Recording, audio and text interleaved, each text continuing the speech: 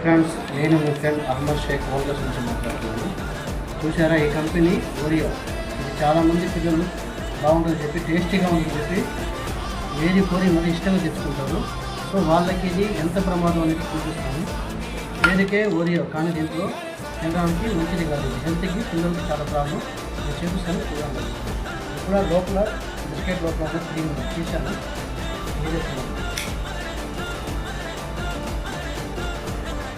చూసారా,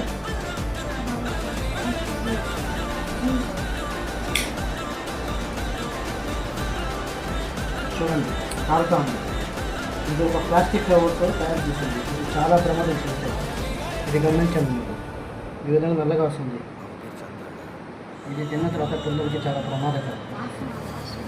వాసన కూడా ప్లాస్టిక్ కవర్ వాసన వస్తుంది. సో నేను చెప్పేది ఏంటంటే, దయచేసి మీ పిల్లలకి ఈ ఓరియో బిస్కెట్ ఇవ్వకండి.